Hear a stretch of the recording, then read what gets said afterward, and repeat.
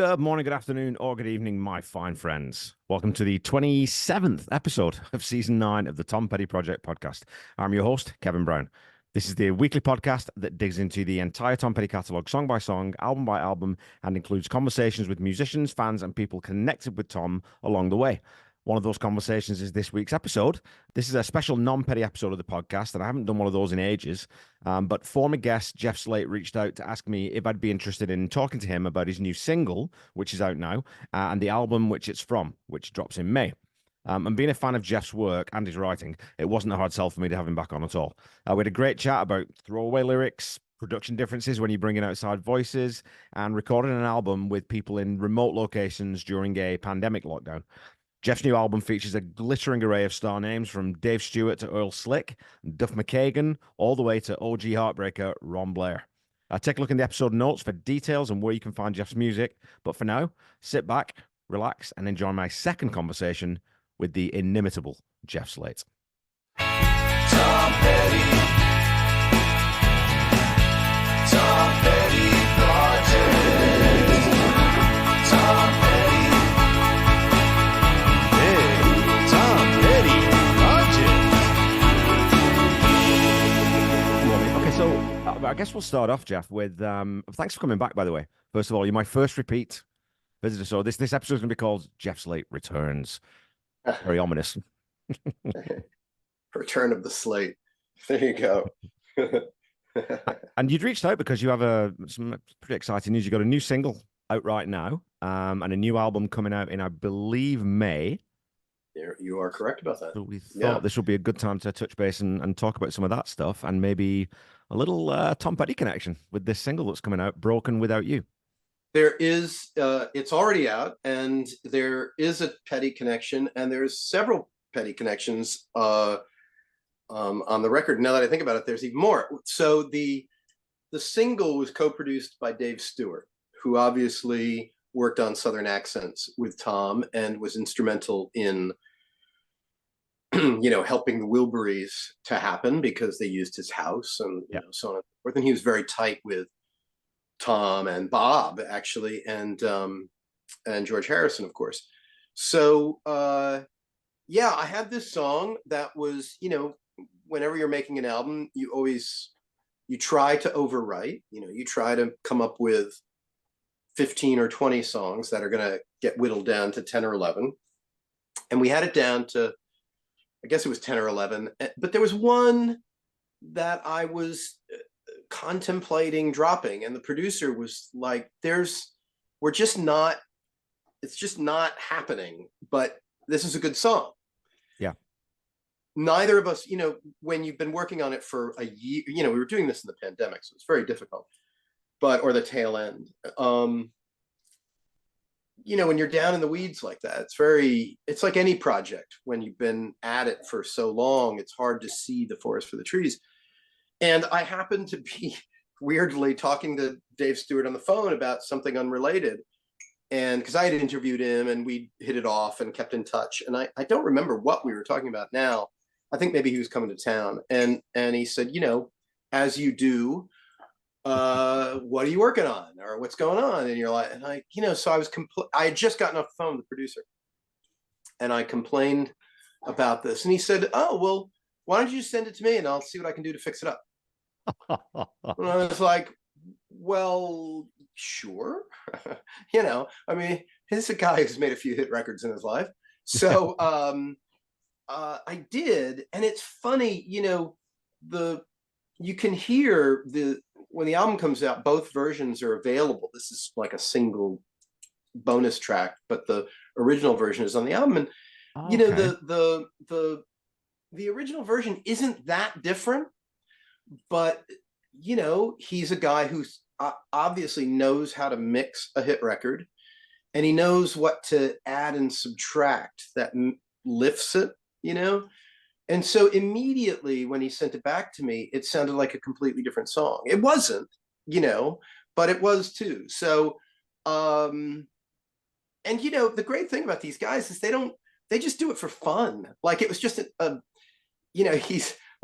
here's the thing about Dave. He's got a studio on an island in the Atlantic where, the island is like several miles long and about a mile wide.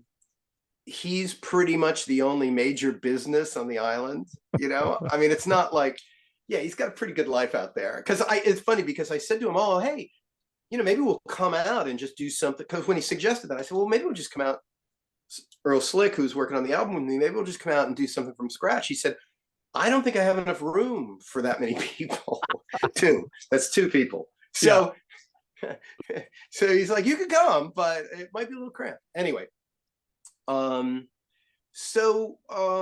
he sent it back, and it really did change the atmosphere. And I think that's the best way to think of it, is the atmosphere had shifted, and also my relationship to the mix and the song and so on had really changed. And so I, you know, forwarded it on to my label, and he was, I mean, first of all, anybody who runs a record label is thrilled when you submit something that sounds so polished, but you know, that you have Dave's name on it and his blessing and all this other stuff. You know, I mean, it doesn't mean as much as I think people think it does. Yeah. I wish it meant more, but it meant something to me, you know, it meant something to me that he wanted to be involved, that he didn't send it back and go, you know, I don't know what to do, or, you know, it's just not that good or whatever. Yeah. You know, really good guy and funny. And, you know, before I had interviewed him, this is quite a while back now, the guy who was mixing my record said to me, you know, you try to figure out what's the deal with this Dave Stewart guy. I mean, he's friends with Bob Dylan, he's friends with Tom Petty, he's friends with George Harrison, Ringo, you know, all these guys that we idolize. What is it about this guy? And, you know, the thing about it, he's a great hang. He's really, I mean, he's as nuts as they are, you know, and I think I'm not saying anything out of school. I think he would freely admit that, but he's also just, he's really smart. He's funny, which I think goes a long way with those guys. And look, I think, you know, it counts for something in that crowd when you've had some success and it's not a, you know, it's, you know, there's no games involved. Yeah. You know? So anyway, it was really a thrill. And then as far as the record goes, Jeremy Stacey plays drums on a couple of tracks, and Jeremy was on Benmont Tench's record. Okay. And he was all on his solo record, which I guess is how I met. I don't even remember how I met Jeremy, but he was also Noel Gallagher's live drummer for a long period of time, and his twin brother still works with Noel. And Jeremy still does a lot of the drums on Noel's recorded work, but he's an exceptional session musician and live drummer, of course. He's played with, like I said, Benmont and Tom Jones, and just, you know, this endless list of people. So he's on a couple of tracks, and then Ron Blair, who is an OG heartbreaker, plays not just bass, but plays guitar and slide, you know, like pedal steel on one track, and, you know, bass on a couple of tracks. So yeah, I mean, it's, you know, these were just, you know, the genesis was around 2020. At the beginning of 2020, we had plans to go out on the road at the end of the year, like everybody else. So that was going to be me and Earl Slick, and, you know, whoever the band was going to be at that time. And so we were going to make a record to sell at shows and to, you know, as you do. And when the pandemic hit, obviously the tour went out the window pretty quickly, because even though it was planned for October and this was like May or June, you know, it takes time. You've got to, you know, there's insurance and promoters and all that other stuff that I don't get involved in, but, you know, people needed to know, are we going to do this or not? So I thought, well, you know, I have this time set aside to at least make a record, and I had the songs I thought, you know, that I wanted to do. But then I figured, you know, I've got all this time, like everybody. Why don't I use that time to write as much as I possibly can, see what I come up with. It's a relatively, I think for anybody, it was a relatively reflective time, sort of thoughtful time. Of course, yeah. But I thought, I might come up with something different or, more inspired and also just to sort of play through what I had and edit. Editing is always a good thing. And it's a hard thing to do, I think, because these songs are very much like your babies. And so I did. And we released one song at the tail end of 2020 called Heartbreak, and the response was very positive. That had, again, Slick was on that, Duff McKagan was on that, a couple of the guys from Paul Weller's band and so forth. So it was nice. It was nice. Jordan Summers, who played at the El Rey show we did for Tom a couple of years ago, pre-pandemic, and Lee Harris from Saucerful of Secrets. It was like a really nice group of people. And what we realized was we were able to make a record that sounded like a band in a room in the pandemic, which is a trick, and I think that was the producer I was working with and the mixer I was working with. Eric Lichter is the producer, a guy I've been wanting to work with for many, many years. He's got a very sort of Americana, Laurel Canyon vibey studio up in Connecticut in the woods. And Dwayne Lundy, who mixed it, who's in Kentucky, and he's worked with, Willie Nelson and Ringo and, all the, just his list is amazing. And so I thought, okay, well, we were still in the midst of it. And I thought, well, I'm gonna dig in and see what I can come up with. And like I said, I would sit at my kitchen table a couple of nights a week and just sort of chip away. And some songs were, felt like they were rising above, and others did not. And, and so that was the process. And then just contacting people, Ron Blair, like everybody else I contacted, was kind of just sitting around. He built a recording studio. He was, just about the beginning of the pandemic, he built this recording studio. He had nothing but time on his hands. Yeah.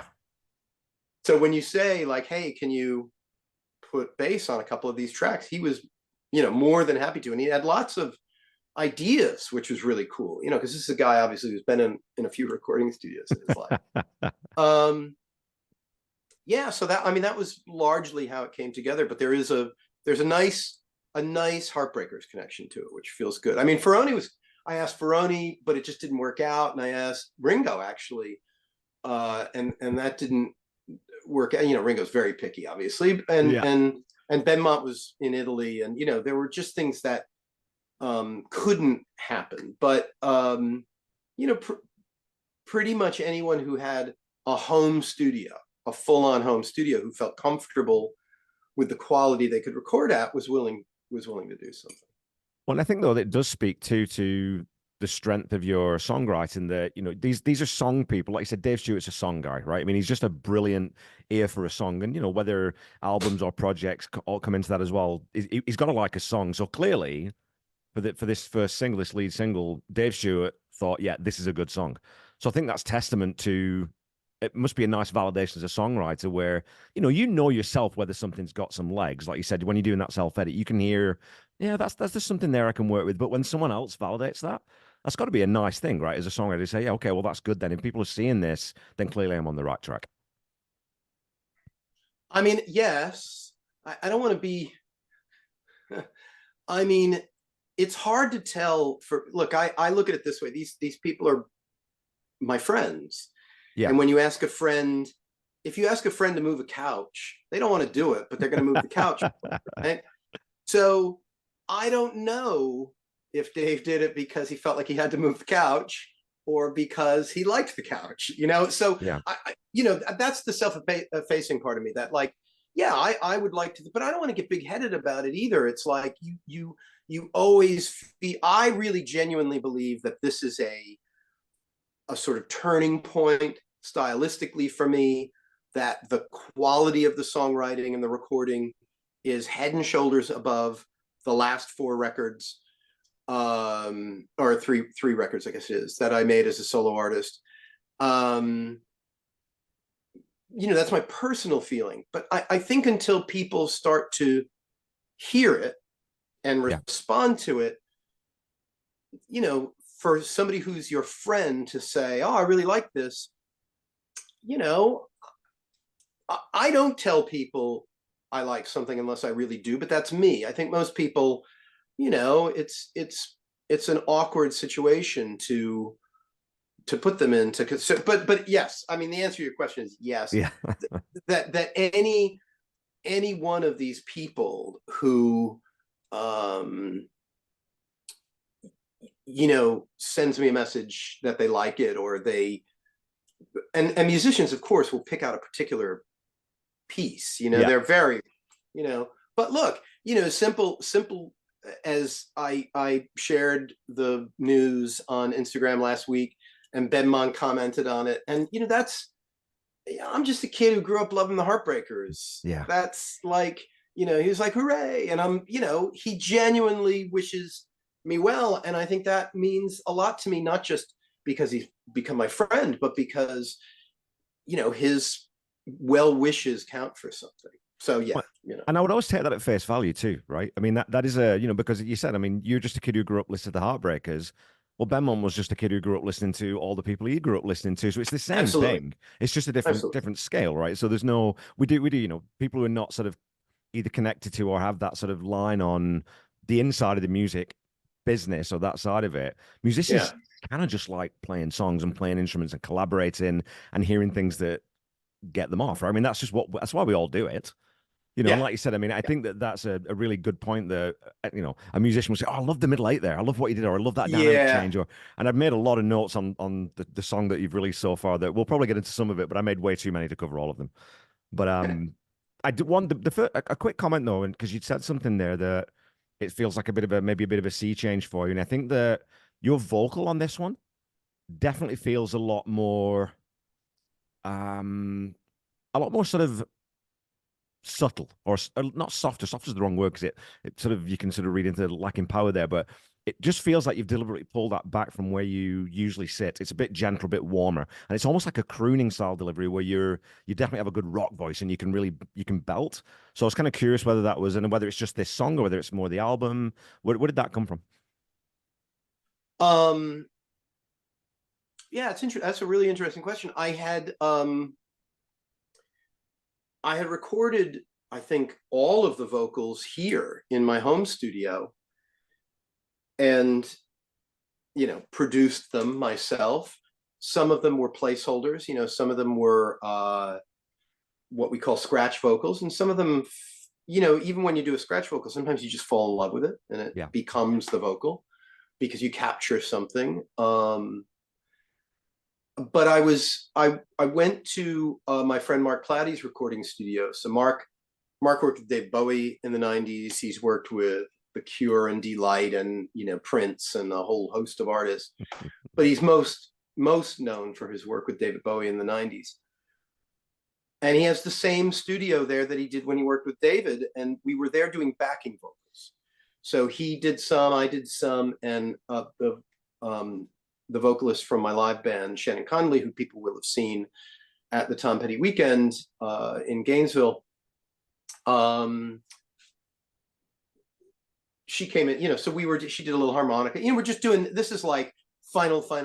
You're just kind of like putting the icing on at the very end.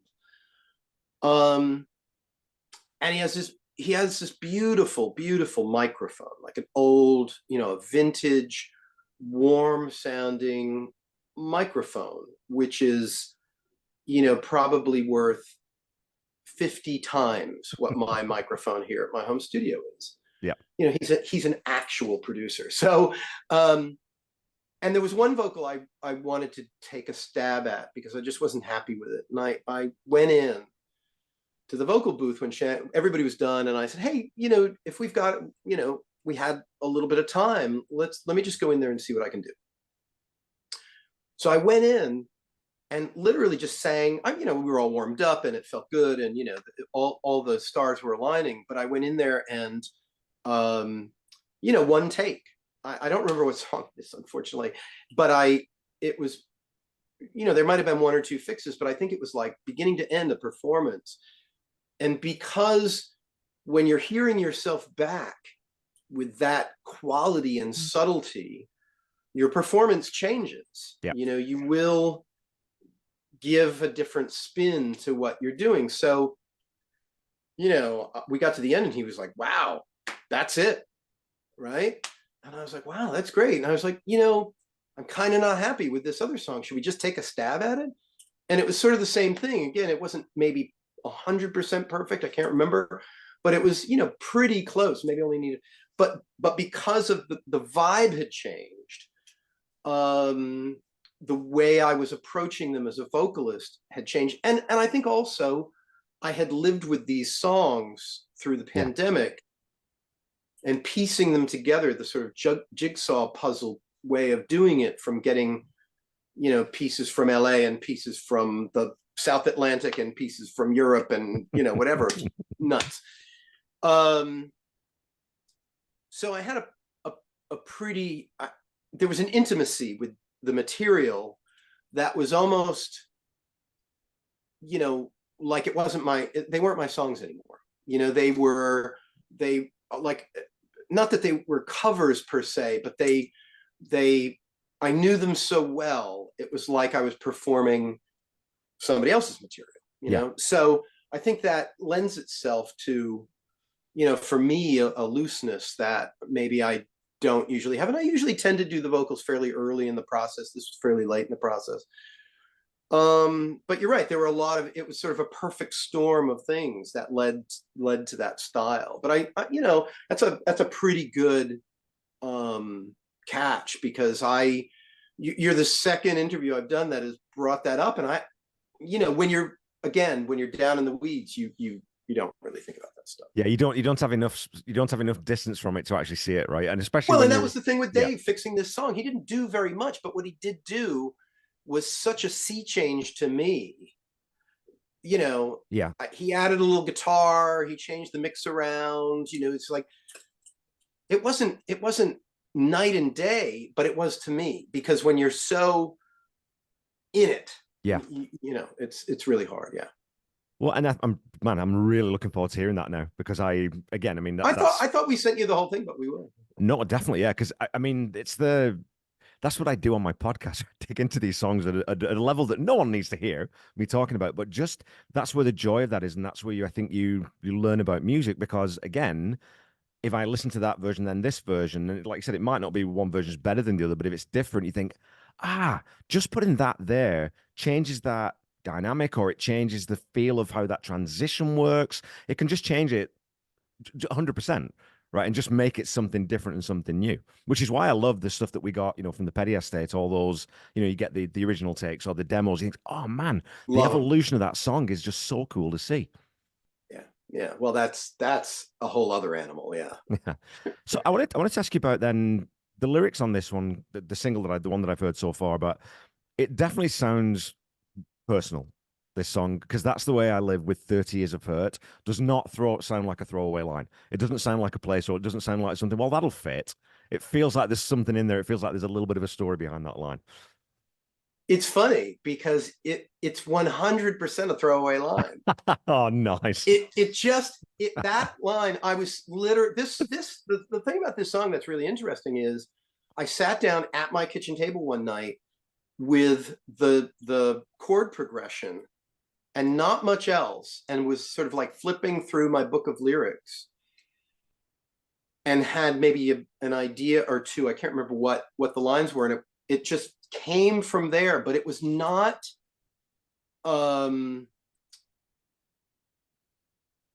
there's I've talked about this elsewhere, but you know, there's inspiration and perspiration, you know. And so it was not a song born necessarily of inspiration, but it wasn't hard either. It wasn't perspiration. It was more sort of craftsmanship. Like, I know how to write a song. Yeah. And I had it in my head. I had that the verse chords, and in my head, I heard the Smiths. Okay. Which you wouldn't get that from the finished product. And so the repeated, you know, how the words repeat. Yeah. That felt to me Smithsy or 80s-y. And then the 30 Years of Hurt was just a line that fit. And I literally thought it's like the movement you need is on your shoulder. And John was like, no, I know what that means. You got to keep it. Yeah. That was like, well, that's not true. I don't know what was happening 30 years ago. It just fit, the meter and the tone of the song. So it's funny. Wrong. No. I don't know. That's awesome though. Because it's Yeah. almost even better as a songwriter, right? When you have that and you think, actually, you see that written down, you have that line somewhere else, or you think, well, that's a good line, but I don't have any place to put it. And all of a sudden it's like, aha, this is exactly where that line can go, or this is exactly the line I need here. Even if it is, we use the word throwaway. We're not being dismissive when we say that, but we just mean it's not. 100%. That's so cool though, right? I love that. I love that I'm wrong on that.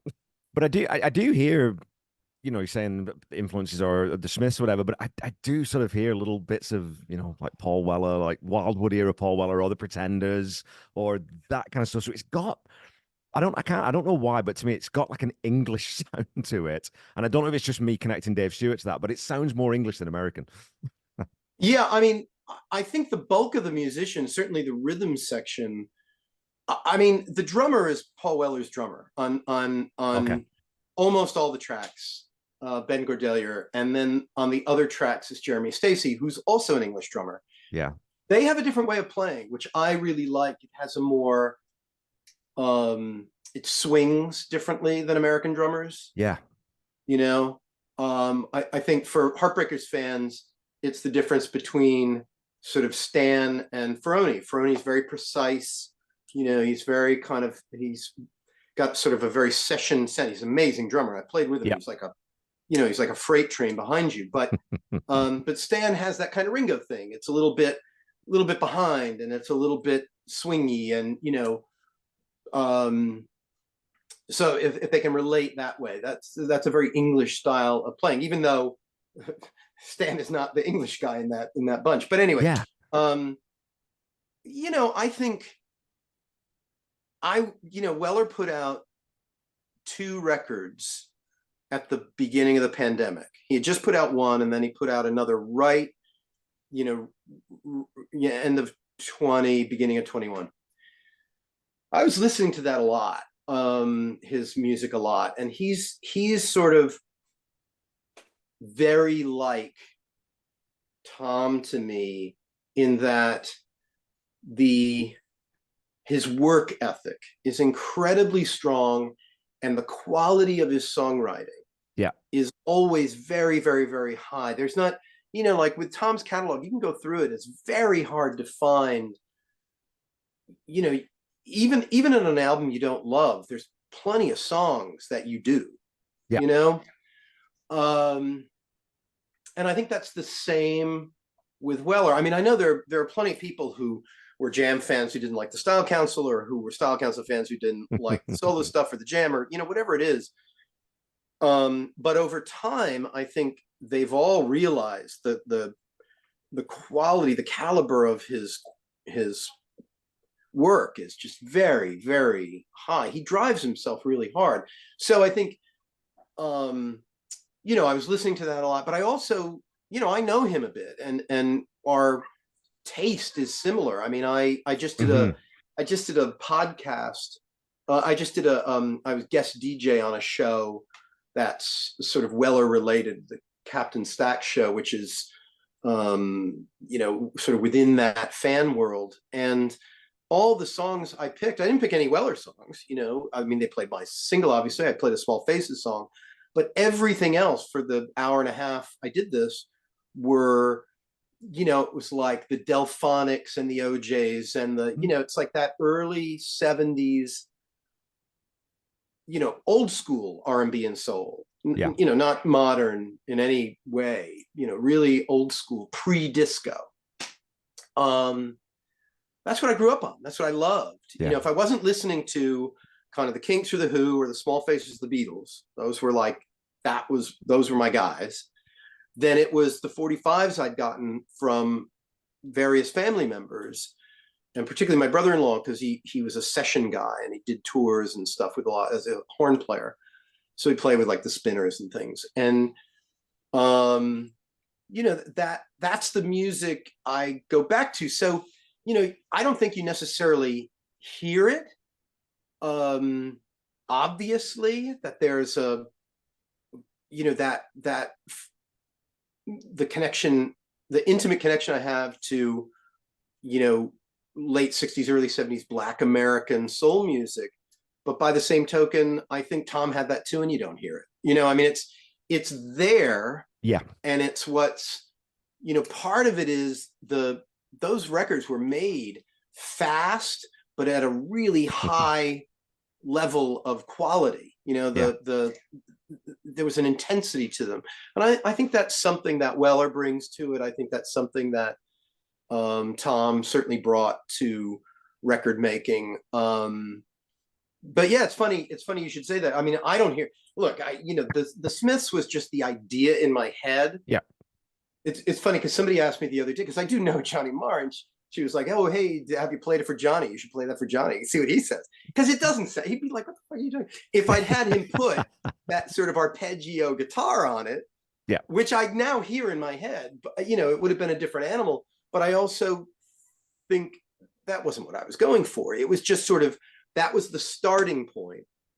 The ending point was something completely else. And that's, that's where the craftsmanship comes in. Yeah. And I think that's where I do this lots when I'm listening to songs. I'm talking to people who've written songs. It drives my best friend crazy sometimes. I was like, oh, that sounds really policey. And it's not that it's not where you're not cribbing a line, you're not doing something that is overt, but there is a feel about it. And there's it's like indescribable and undefinable things. I don't know why it sounds English to me. I don't know why I get kind of these little hints of Chrissy Hine might sing that line that way. You know what I mean? Like, it's just those little weird things. But I think the thing, directly with Weller and Tom is what joins them is to me is that attention to detail. The work ethic behind, okay, good enough's not good enough, right? Good enough is that's for other people. We're going to make this as perfect as we can make it. And that attention to detail, I think, like I said, from this song that I've heard so far is right there. There's lots of little bits in this song that when I do my active listening is what I think that's what I call it. I don't know if that's the real thing. That's what drummers do when they're listening to parts. Yeah. When I'm breaking down a song, it's okay, I'm looking for moments in songs. I'm looking for things that are like, oh, that's cool. I like that little bit. So there's the line after, we've got this French section in this song, which I wasn't expecting. I don't speak French. I don't know what that lady is singing, but there's a bit in it after Couldn't that. even tell you. When it comes in, when you sing, when springtime comes, I will be there, and then you get the "You will be loved" call and response, and then on the last line of that section, when your heart turns, you will be loved, and that line it's doubled with "I will be there," and then you get "You will be loved" again. So it's just those little production choices, those little things. It's the little sauce that you can add on, right? Just to make the meat taste a little bit better. And I thought there's lots of those little moments in this song. I was like, yeah, this is a really, really good sign for the rest of this album if it's this good. Yeah, that's and it's funny. I had a very mixed relationship with this song. I didn't feel like it maybe wasn't in my top 5. Right. And the label was really like, they wanted that to be the first single. Yeah. We've already put out Heartbreak and The Poacher, which are both on the record, but they wanted this to be the first, in the run up to the May release. There's going to be at least 1 or 2 more. This is what they wanted to do. And I and the next single, which they've already chosen, it's not what I would choose. But then Elton didn't choose Benny and the Jets. He was against Benny and the Jets. It's like, what do I know? And I think that's part of it too. It's like, I know how to make a record, and I know how to do that part of it. The marketing part of it, I'm fine. I can do this and sell and talk about the record and making whatever, tell stories. But the actual, salesmanship of it and marketing of it and the business of it, I don't want to have anything to do with that. That's let them choose, and let them choose the artwork, and let them choose. I just don't, if I hate something, I'll speak out. But You're not as married to that side of it as you are because your job as a musician and as a creator, as a songwriter, is to do the best job with the song that you can. And unfortunately, these days, obviously, most indie artists have to be promoters, social media experts, they'd be brilliant in interviews, and some people just aren't. And it's a difficult barrier to entry for a lot of folks, right? But I think you've got a great balance of it. So well, and I'm in a very lucky place where a lot of, what I do as both a writer and a performer, they go hand in hand, because a lot of the people I've gotten to know because I'm a writer, but then they've gotten to know my music and they like it. So then we become friends on a different Yeah. level. I mean, Dave didn't do this because I was going to do him a favor and write a story about. I mean, I can't. That doesn't help anybody. Yeah. It's like he just did it because we hit it off, and you're right. I mean, if he couldn't have done something with it or didn't like it or whatever, I'm sure he would have said, I tried and couldn't, because Yeah. his name is, I said, can we put your name on this? Yeah. And he was like, I don't care what you do. That was like actually that's amazing. That's crazy Yeah. talk, so yeah. I don't know. Like you said, I mean, once you get to that level, of your Dave Stewarts and your Jeff Lynnes and those guys who've been around, I mean, their reputation at this point is fairly bulletproof anyway. Sure. So they can take a chance on something that, people maybe wouldn't expect them to do. But again, I think that's where I always relate to people like that and artists like that, because again, I think they're doing it for the song. They at some level they believe in that song and they think that it's strong enough and it's good enough that let's get behind it. Like I said, I mean, I would, everyone's always self-effacing, and this is the thing with musicians. Oh yeah, rock stars are all arrogant. No, a lot of them are really, No, we're incredibly insecure. I don't know what people are talking insecure. about, Like if you meet somebody at the wrong moment, or you approach them in the middle of dinner or at the mall, or whatever it is, you may not get the response you want. But I think if you talk to them on any meaningful level about the work they do, we're all no matter who I've met, everybody has some insecure. I mean, unless you're, I was going to say, unless you're Jimmy Page or Pete Townsend, but they're insecure too in their own way. David Lee Roth. There's the name. That's what I'll put in that category. If you someone whose ego is just so big and so bulletproof that nothing can get through, David Lee Roth is your man. Yeah, but that's a show. I think that's a show. But I wonder. That's a whole other podcast. Yeah, that's a whole other. I've got a friends who do a Van Halen podcast, and we talk a lot about it in the Discord server. So, yeah. Well, getting back to this song. So, what did that French language piece come in? Because the female vocalist on this is it pronounced Easy? YC. YC. She was part of Noel Gallagher's band for a while. When he did the Dave Holmes record a couple of years ago. Yeah, I mean, it was something during the pandemic, and I was like, could you do something in French here? Right. Like, and I don't, it's funny because we're performing it now live. We're going to start. We have a show on Friday night, and the vocalist who sings with us, who's here in New York, has to learn this. Yeah. And just by coincidence, her vocal coach is French. And I'm like, wow, that's not very rock and roll, but go for it. Whatever you need to do. Because, there's some talk, we're going to have to do some TV and things like that. And, there's like, it's exciting. But so you want it to sound good. Yeah. But yeah, to me, it's at a certain point in record making, it stops becoming you and it starts becoming this song that exists. At a certain point, every painter has to step away and accept it is finished. Yeah. And I think at that point, your relationship to the piece of work shifts. That it can't be changed, but also it's a bit at arm's length, right? Yeah. So, yeah, it's just part of the song now to me, Yeah, for sure. My best friend who I hang out with, who produces the songs that I write on, and he says that when he writes, basically, because he's he plays regularly, he's a gigging musician, similar to you, and so he says that once you've written the song, recorded it, you get it finished, and finished is obviously always in air quotes. But he says then what you've got to do is figure out how to cover that song on stage, right? Because now you're covering your own work. Because okay, well, I don't have exactly that singer, or I don't have this bass player, and they're not going to play it exactly the same. that section, I kind of wish we'd done this. So maybe we'll try that out and we'll see if that works on stage, if Yeah. people react to it. So things do evolve, but they evolve on stage, right? The record is set.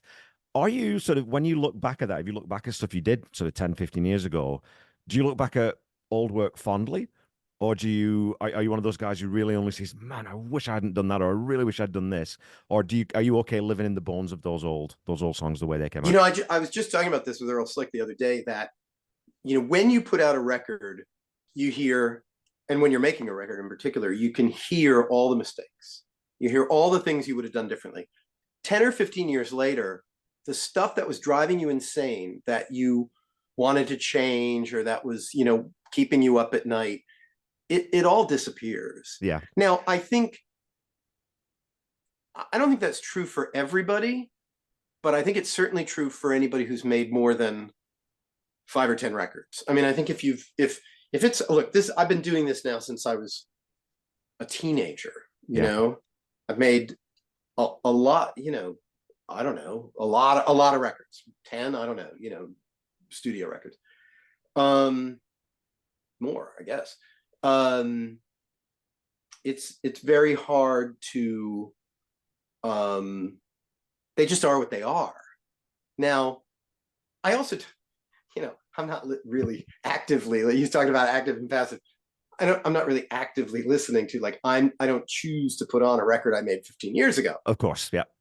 Occasionally I have to for a reissue.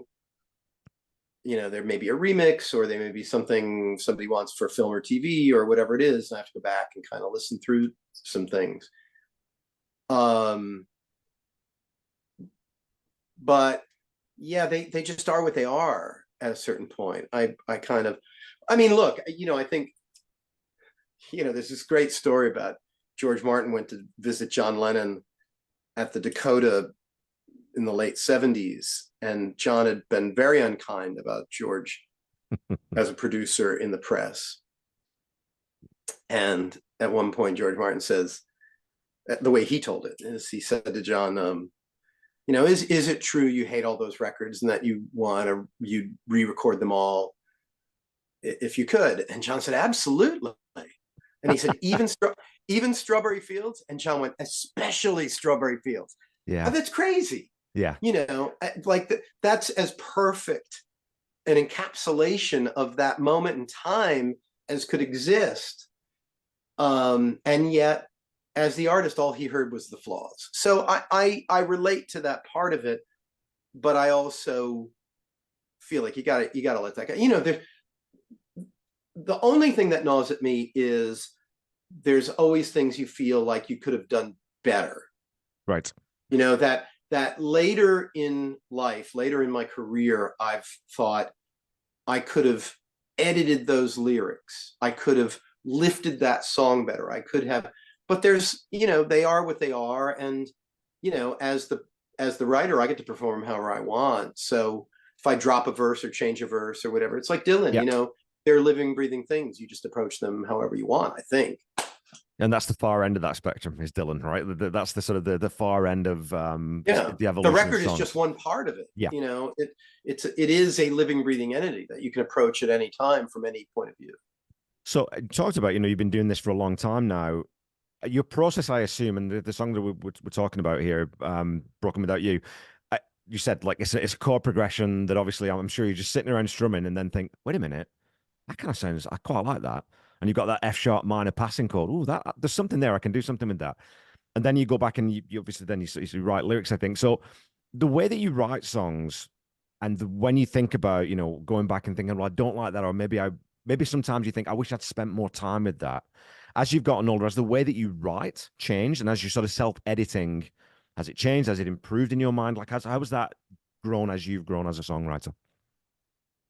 I think early on, I used to sit down, when you're young and just starting to write, you hit a patch where it's just pouring out, and you will sit down and write 3 or 4 songs in a day. Yeah. And they feel, and I mean, like, sit down with a guitar and beginning to end, write the lyrics, and it'll all be fully formed.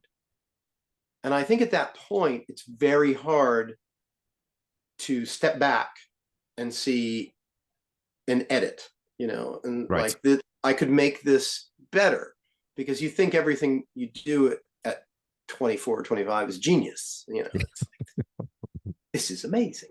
Yeah. I think what you realize later in life is you're not a genius, and that editing and fine tuning really do make demonstrable improvements. Yeah.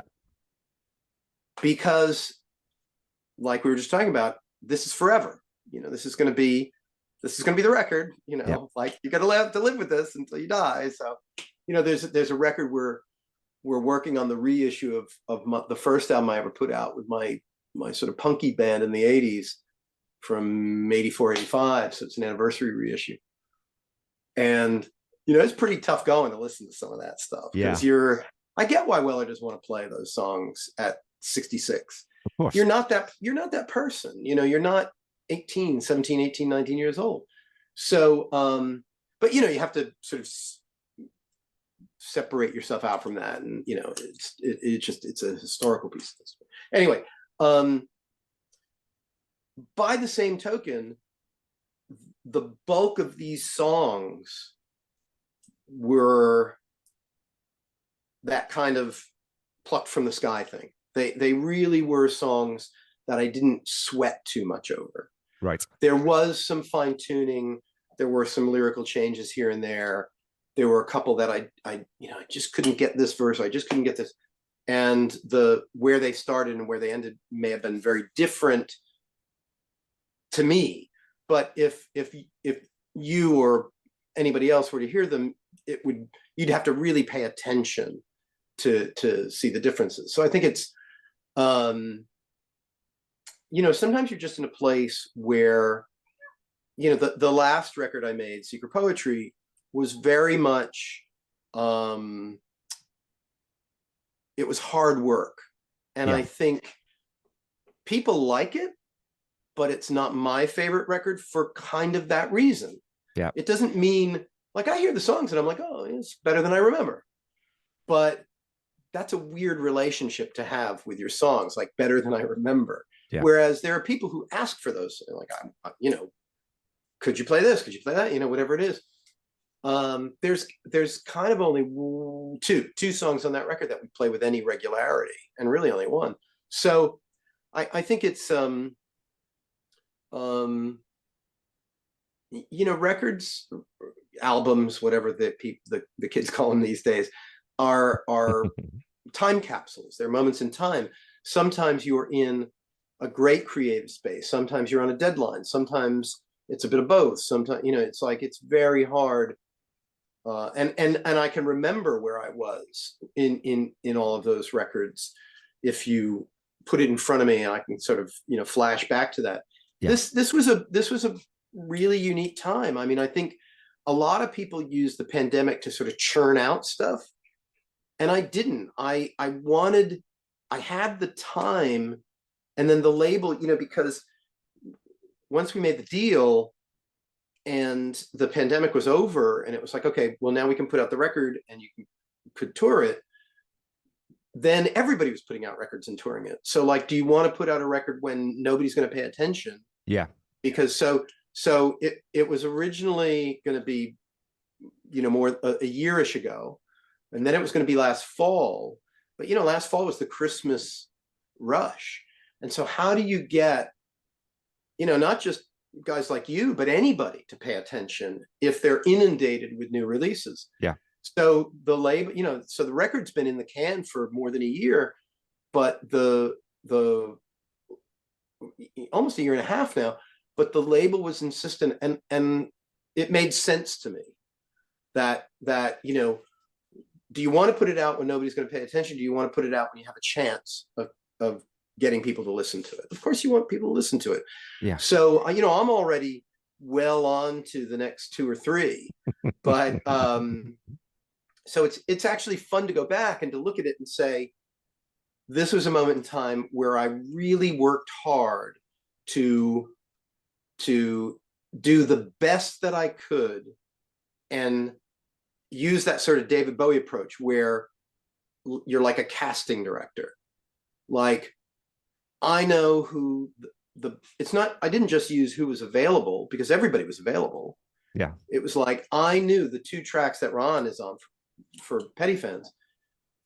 I knew that he was the right guy for those songs. I knew his style was right for those songs. They have a Heartbreakers vibe. Right. And particularly those are the 2 tracks that Jeremy Stacey plays the drums on. He's very like Stan. He has a very Stan Ringo kind of style. Okay. So I thought, well, that's going to work, right? So yeah, you're a little bit playing casting director, but I had the luxury of no deadline. Yeah. You know, these things are always made on deadline, even if it's self-imposed. You know, like, you know, I'm going to be doing shows, and that was part of it. You know, we knew we were doing the Petty Weekend down in Gainesville, and I was really pushing them, like, let's get it out so I can have it for. We had, I think we did 15 shows last October. That's, you know, yeah, including those. Why wouldn't I want to have product to sell? Yeah. But the label was like, okay, well, that's fine, but it's not like you're never going to have more shows. And I think you should just, you know, they were looking at a bigger picture. Yeah. How do you get Mojo to pay attention? How do you get Uncut? How do you get Record Collector? How do you get guys like you to pay attention? You can't do it at a time when everybody's inundated. Yeah, for sure. And that's where you've got to, like I said, I mean, that's where you just have to sort of step back and hand that little piece off, right? And say, well, I'll sort of trust that you guys know what you're talking about. Hopefully you're right. But it's funny, you talk about, you know, going back to, you know, people requesting songs that sometimes you think, oh, geez, I don't even know what key that's in. I wouldn't even know what it's at. I love that anecdote about Mary's New Car. And he was like, oh, you should play that tonight, as if we'd remember it. No, we don't remember how to play that song, you know. But so I had a quick question on when you talk about, you know, you do this in pandemic, you've got people in LA, you've got people in Europe, you've got people all over the place contributing to these songs.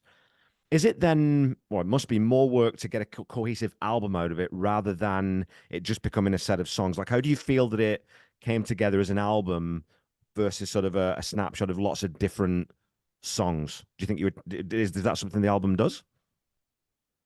I think the songs themselves are, I mean, there were more songs, but these are the ones we chose because they're sort of a piece. Okay. You know, they do fit together. Yeah. A lot of it for me has to do with the fact that there was a producer. It wasn't me corralling all these people, but there was one person, Eric Lichter, who was, not that he had a particular vision for it, but there is a connectedness in the style. Right. Right. No matter who, you know, whether if it's Mick Talbot from the Style Council or Ron from the Heartbreakers, you know, it's got to be cohesive. Okay. Yeah. And then I think the biggest trick was so there's this guy named Dwayne Lundy who mixed it. And because of the way we made the record, we over-tracked, we over-recorded. There were too many guitars and too many keyboards and too many. And I had a lot of conversations with him, not listening and but like, let's go for, there were records I pointed to that,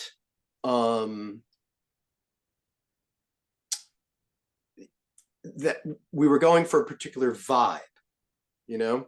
Yeah. So that there was a cohesiveness, so that when he went to put pieces together, even if it was, you know, something by a relatively famous person, if it didn't work or didn't fit, it didn't work or it didn't fit. Yeah. Because beginning to end, it had to feel like a cohesive whole, and it had to feel, you know, I said this, I think this was somewhere in the press release, that it was like, it's sort of a manifesto of sorts, that my first record with The Badge in '98 my old band, felt like, I was making an artistic statement. And then my first solo album in 2012 felt like this feels like, sort of a stylistic shift. It feels like, and so I wanted it to sound that way. I wanted it to sound like I'd learned something, and that, it wasn't just the next, because all due respect to the records I made in between the record in 2012, Birds of Paradox, and this one, one was for fun and one was on deadline, and I love them both for different reasons, but this was more, I had something to say. And so when I described to him the mood I wanted it to have, what I wanted it to evoke in people, I think, as somebody who knows how to, like the last record I mixed with an engineer, but I turned this over and said, these are the emotions I'm trying to evoke. Do your magic, Right. And so I think that's a huge part of it. And there were certainly times when it would come back and I'd be like, I'd be missing parts that I love or whatever it was, but I think also, I had to accept that the whole was greater than the little, details that I might have wanted to hear here or there. That would have cluttered it up. Somebody said to me the other day, how you can hear every instrument and it doesn't feel cluttered. And I think that's a really important thing in this day and age. I'm laughing because I'd written down pretty much that exact same thing on this song that I just listened to. Like, there's a lot going on in this song. And I've just finished. So the last two seasons of the podcast have been Full Moon Fever, Into the Great Wide Open. There is a lot more going on those records than you necessarily think until you really listen to them. So getting that separation of sound and getting the right mixer engineer on an album like this, it's incredibly important. How important is that, do you think, having an outside voice as a producer? Because I think, to my ear, always a lot of Southern accents when there were different producers, or Tom and Mike were kind of producing alone, and Let Me Up I've had enough, where they didn't have an outside voice. There was no, there was no editor who wasn't close to the songs. I think those are the weakest songs, weakest albums in terms of production. And I think having that outside and saying, I know that you like that little sort of guitar run there, but I think we should lose it because it's maybe clashing with this frequency. So having somebody will say that and sort of take those songs and look at them from that perspective, how important do you think that is? And especially with this album, if you are trying to say something cohesive. I don't know that I was trying to say something cohesive, but I wanted to feel cohesive. Okay. It's very hard as an artist when you are presenting essentially your new babies to the world to turn over artistic license to another person. But I also think, with time and experience comes the recognition. I mean, early on, I was always happy to work with a producer. And then I went through a long period where I had some bad experiences too. And I worked with some very famous people, and they don't always know better. And we'd get to the end and neither of us liked it. So, it's funny how that works. Having that trust and also knowing that at any point, I ultimately can make a decision. It's not like I'm on Columbia Records and they're, forcing somebody on me. It was a choice that Eric and I made to work together because we wanted to for a really long time. We talked about it for 15 years. So yeah, I think it's partly trust and also partly knowing that, there was a safety net, but, I think it isn't always the case that more ears make things better. But I think at a certain point in your life, you have to have a sense for who's good and who's bad, or who, because here's the thing too, Eric and I don't necessarily agree. I mean, he's a big fan of like CSNY and or CSN and the Laurel Canyon Sen and whatever. And he would do these layered backing vocals, and it would sound like the fucking Eagles to me. And I was like, no more with the Eagles. But I also knew in mixing that the guy who was going to mix it was going to use what he needed and not use what he didn't need, and whatever. And then, and at one point, that's what I was talking about earlier, working at Mark Claddy's studio, I went in and Mark and I did some of the backing vocals to rough them up a little bit, because Eric has a very smooth voice and they were very sort of Beach Boys, Eaglesy. And I, when we added ours in, they had a little more edge to them. Right. And so then when Dwayne went in and mixed them, he could sort of mix and match. If one song needed soft, he had soft. If one thing, another song needed a little rougher.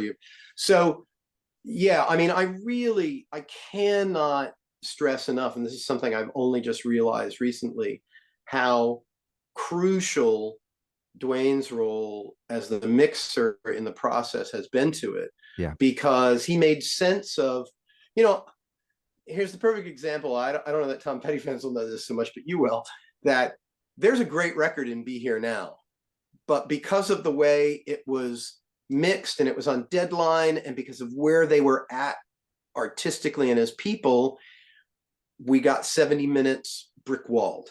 Yeah, 100%. And, it's not that those songs aren't good, because if you hear the demos, Noel's demos from Mesquite on the, in the box set, there's some great songs in there. They're better than what came out on the album. Yeah. In a lot of cases, they are 100%. I'm totally on board with this conversation. Yeah. None of them needed to be 7 minutes. None of them needed to have a minute intro and a minute outro. Yeah. And he would admit that now, but he also can't face remixing it. But fans have done edits and they're fantastic. But it needs more than that. It needed a lighter touch, a little less bombast, but that's not where they were at. And they, they weren't in a place. And I've been that age. I've been 27. I've known, or whatever they were at the time. And I've, you think you have all the answers, and they certainly felt like they had all the answers, and that's what you get. Right. Yeah. In retrospect, I think we can all agree. I think most people can agree who've really paid attention. There's a pretty great record there. It's just not there right now. Not as good as it should be. Yeah. 100%. Not as good as it should be. Yeah. Yeah. Interesting. Yeah. No, that's, well, I mean, okay. So, well, I might ask you a question then. Are you happy with the album? Yeah. I mean, that's the thing, it's like I've I mean, you're always proud of anything you do when it comes out, because it's exciting. You get caught up in the momentum of it. But I've had the great luxury of this having been done for an extended period of time. And before I started doing these interviews in the last week or so, I went back and listened to it. Like, I just late at night, put on my headphones and listened to it beginning to end. And I thought, wow, that's something. Yeah. And that's pretty exciting. I mean, there's always things you wish you'd done differently, or there's, you always want to second guess yourself, but it sounds great. And I'm really tickled that, there's a lot of people on it who I've admired my whole career, So, I mean, Petty fans will relate to this, but, I remember being over one of my best friend's houses in the 70s, and his brother had the first two Heartbreakers records. And we would borrow them without him knowing. And we were really into them. And then right around that same time, Damn the Torpedoes came out. And I remember being totally like knocked out. Like, every song on that record is amazing. And the sound of it is so fantastic. And, people, it's hard now for like second or third generation fans to relate to hearing it the first time in 1979. But I think and Hard Promises was very important to me too, maybe even more important because I was more aware as a musician at that time. But I think the most interesting thing to me is that, these I now know these guys, but also like the guy who played bass on those records, which when you think of American Girl in your head and you think of that intro, it's that bass it's Ron part it's Ron, right? yeah, so he's on the record. That's a full circle thing. That as a even just as a music fan blows my mind. So that's so my relationship to the record is probably it will evolve over time after we played the song some and people have reacted to it, but it's for me it's just exciting, yeah. And so album comes out in May, and I'm sure then are we looking forward to a tour? What's the plan for sort of once the album hits shelves? Yeah, it's a little in the work. I mean, yes, the answer is yes. Okay. May right now is full of shows. And May is always full of shows. October is pretty full of shows. We're trying to figure out if we're going to go overseas. Maybe do the UK and Europe. Nice. We'd gotten an offer to do essentially a festival at the end of July, which is going to allow me to go for an extended period of time and play smaller places. You get enough for a gig like that where it can kind of offset if you're playing in Sheffield or wherever it is. I love my people in Sheffield. I actually have some very adamant very serious fans in Sheffield, so I'm no disrespect to Sheffield, but smaller crowd than a big festival. So and that I guess isn't going to happen, so we're now trying to figure out right now I'll probably go over, do the obvious places, do maybe a launch, kind of an acoustic gig in London and a full gig in London, probably do, Liverpool and the L's, Liverpool, Leeds, and Leicester, the places where you can draw a decent crowd, like that. So it's all TBD, but right now in America, we're doing May and October and then filling in the gaps as they come. But, it's weird. There's already stuff. We're already talking about stuff for 25. So it's, again, I try not to get too involved in that stuff. Yeah. And I assume, are you going to be in Gainesville again this year? Hopefully.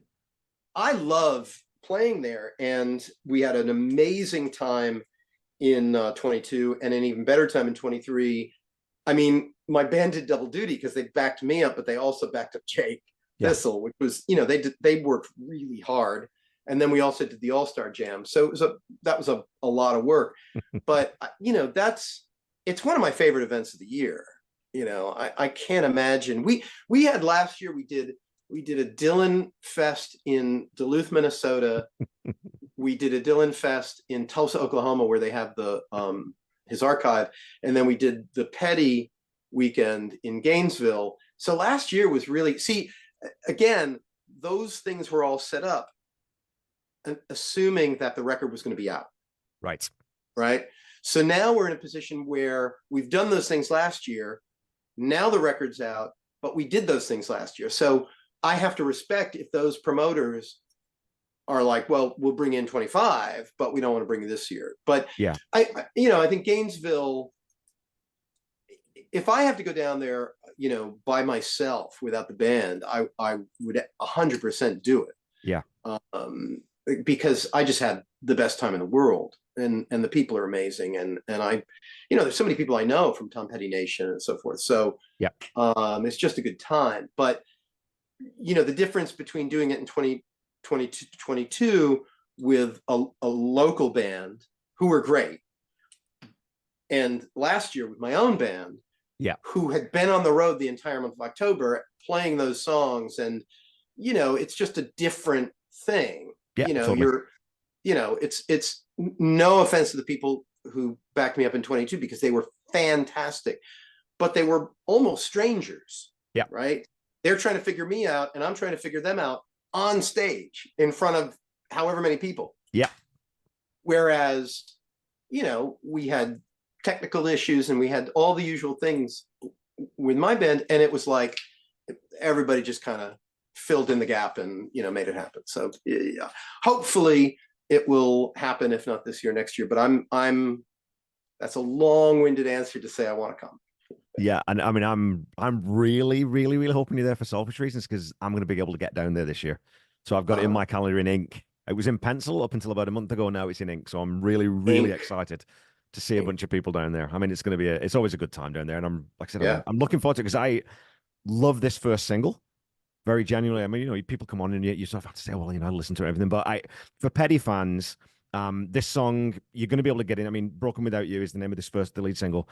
You're going to find a very easy way into this. It's something that you're going to be familiar with. There's organ on there, there's piano on there, there's multi-layer guitars. There's a very Mike Campbell-esque kind of rock and roll guitar solo, or two, actually. We've got two guitar solos. So there's lots of entry points for Tom Petty fans. I think you're going to love this song. And I think it's a good portent for how good the album's going to be. I really hope that people listen to it. And I appreciate that. I mean, I think, we talked about Weller, we talked about Tom Petty earlier, and Dylan and all these people. And, I don't think my music sounds like any of them. No. But I also sounds like you. It sounds like me. I understand that. But it also, I think for fans of that kind of music, it is old style rock and roll, which is what those guys play. Yeah. And if you like, kind of Americana music with an R&B vibe, which is what those guys make. Yeah. I think like you said, you'll find the entry point. Fantastic. So where can people find you, Jeff? Tell people where they can find you on social media, your website. Where can they find the album? And give us the dates again when things come out. So I'm Jeff Slate everywhere on social media. The website is jeffslatehq.com. Live dates are always on there. The first single, Broken Without You, is out on streaming services now. The album comes out, I believe it's May 17th around the world. And it's beautiful. It comes with, so the infamous or famous photographer Bob Gruen shot the cover, who shot John Lennon and the Pistols and the Clash and, all these people. And when you buy the record, the front cover photo slides out. It's a little Bob Gruen print. So it's very fancy. Yeah, it's very it's very swanky. We'll send you one. And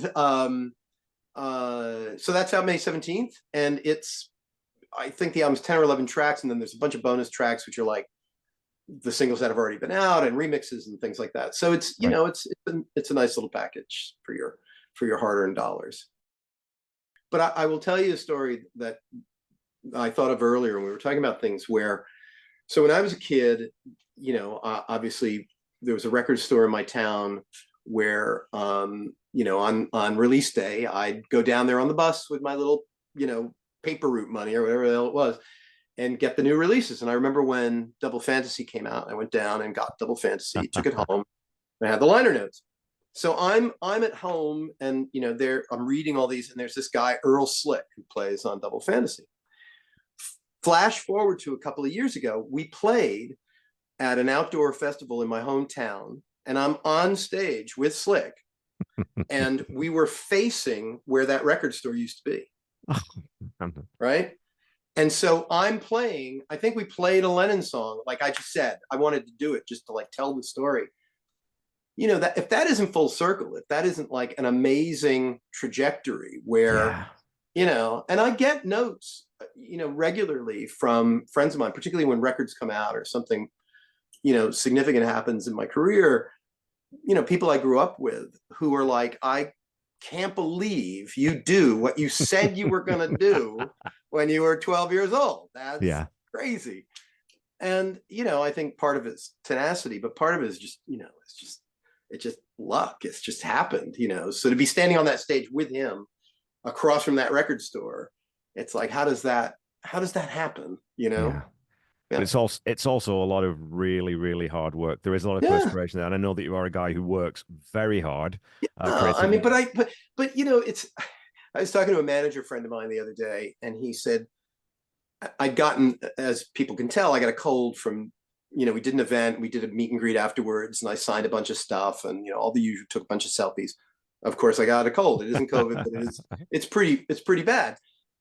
And he said, "You got to remember They're paying you to play, not to work. Yeah. And that's a really good way to think about it. Like and I wasn't complaining. I never, I'm just incredibly fortunate to be doing what I do for a living. By the same token, like you said, it's work. The part of it that, when my son was really young, he wanted to be Liam Gallagher. I don't know what that meant, but he would stand he would make a little microphone stand out of whatever plastic stuff, little fake microphone, and he'd stand with his hands behind his back, and he'd sing at the TV. and at the time, I'm pretty good friends with Pete Townsend, and he said, "Oh, bring him to the Who show. I want to show him around." And so Pete took him around. He was like 4 or 5 years old. Oh, took him my around God. backstage. I know. Took him around backstage and showed him around to like the catering and the trucks. Yeah. And the lighting rig guys and all the Teamster guys, setting up and working their asses off to put this show on. To give him a sense that, he also let him stand on the stage when the lights went up in Madison Square Garden, and that was the end of that. So much for that lesson. But he did give him a sense that it's a lot of work, that it takes a lot of people working really hard to make this happen. Yeah. And it's not just about, the bells and whistles. So it's people, again, I'm not complaining, and I'm not trying to dismiss the fact that it's an amazing way to make a living, but yeah, it's just a great job. It's a job. Yeah. It's a great one. Well, a job that I always get the sense that you just love it. There's and every post I see on Facebook, you clearly, every interview that I read that you post is like, yeah, this guy just loves music. And that's why I think I always sort of felt this little bit of a connection, because it's like, I get this guy, I know where this comes from. I'm exactly the same in that kind of regard. So yeah, I'm excited to have a record out. I'm excited to work with these people. I'm excited to be friends with Ron and Dave Stewart and, whoever else. I'm excited to interview Johnny Marr, that came out a couple of weeks ago or whatever. It's like, or Chrissy Hynde, earlier in the year. It's, that's an incredibly fortunate position to be in. How could I grumble about that? Yeah. So, and look, the state of music journalism and the state of the media is terrible right now. I just happen to be in a position where, because I have both music and writing, I can almost pick and choose my projects. That's a very, very special place to be. Yeah. So I have no complaints in that. But there's no bad news in this. Well, there we go, folks. Jeff Slate has returned. He's got a new album coming out. Go check out the single immediately. But I like getting money to artists, because Spotify and Apple doesn't pay people, right? So I always like trying to. So when the CD comes out, folks, go buy real media. It's not a lost art. And even if you then stream it, go buy a record, because it does make a difference for artists. Go see Jeff play, because he's playing all the time. You can go see the Wilburys, you can go see Dylan, any of these Bowie. I just saw you were doing some Bowie tributes. Yeah, we did a Bowie show. Yeah, look, that is, please buy the merch. We've got nice shirts and nice T-shirts and CDs and all that other stuff. Put a lot of effort into that, and that all drops to the bottom line. But come to the live shows. That is the thing that makes it. It used to be that the artists were doing the labels a favor by promoting these records. Yep. So they would give us some support to go out on the road. Now it's the other way around. Yeah. It's like not that the labels are hurting by any stretch of the imagination, but they may or may not make their money back. But once I'm out on the road, that's money that drops to my bottom line. So it's, that is what keeps it going. And that's why we do, we'll do a big chunk of shows in May and a big chunk of shows in October, and that will essentially keep us going for the bulk of the year. So, but again, no complaints.